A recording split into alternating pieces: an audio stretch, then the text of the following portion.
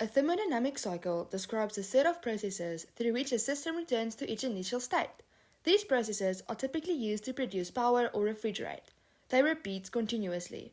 Today, we look at the Carnot cycle. The Carnot cycle is a theoretical thermodynamic cycle that represents the most efficient heat engine possible. The working fluid is often an ideal gas in theoretical analysis. The Carnot cycle operates between a hot and cold reservoir and consists of 4 reversible processes. The 4 processes of the cycle is an isothermal expansion from state 1 to 2, an adiabatic expansion from state 2 to 3, an isothermal compression from state 3 to 4, and lastly, an adiabatic compression from state 4 back to stage 1.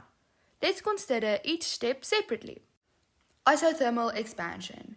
We start at state 1 with a high pressure P1 and temperature T1. The gas is exposed to a hot reservoir and expands at a constant temperature T1, which we now change to TH. Heat is absorbed from the reservoir, leading to the expansion and state 2, which is at a lower pressure P2. The temperature of the gas does not change during this process because the heat absorbed from the hot reservoir is used to do the work on the surroundings. We call this temperature TH, or hot temperature. The internal energy during the process stays constant since the temperature is constant. Heat is absorbed, resulting in an increase in entropy. We can calculate the change in entropy with QH over TH. Adiabatic expansion. The second process is the adiabatic expansion, where the gas continues to expand without any heat exchange. This expansion causes a loss in internal energy equal to the work done by the gas. The loss in internal energy results in a decrease of the system's temperature from TH to TC, or temperature cold. Internal energy decrease, temperature decrease, but entropy remains unchanged since there is no heat transfer. Isothermal compression. At state 3, we have a lower temperature Tc and a low pressure P3. The gas is in thermal contact with a cold reservoir and is compressed at a constant temperature to P4. Heat is released to the cold reservoir and the surroundings do work on the gas, pushing the piston down. The internal energy stays constant since the temperature is constant. Heat lost to the reservoir causes the entropy of the system to decrease. The last process is an adiabatic compression. During this step, the surroundings do work on the gas, pushing the piston down further and thus increasing the system's internal energy, resulting in an increase in temperature back to T1 or TH.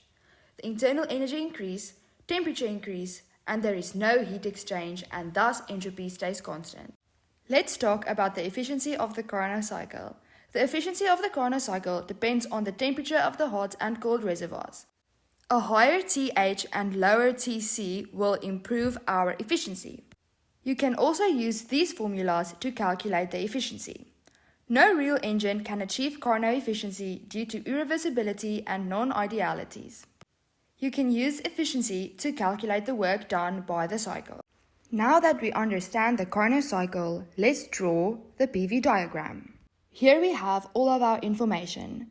We start at state 1 at P1 and TH. We know the volume will be smaller since the pressure is high. As we add heat, the volume increases and the pressure decreases.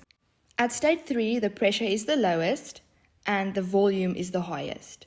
Pressure slightly increases at P4 and the volume decreases. Now we can connect our dots and we have our PV diagram for the Carnot cycle. In the next video, we will look at this example.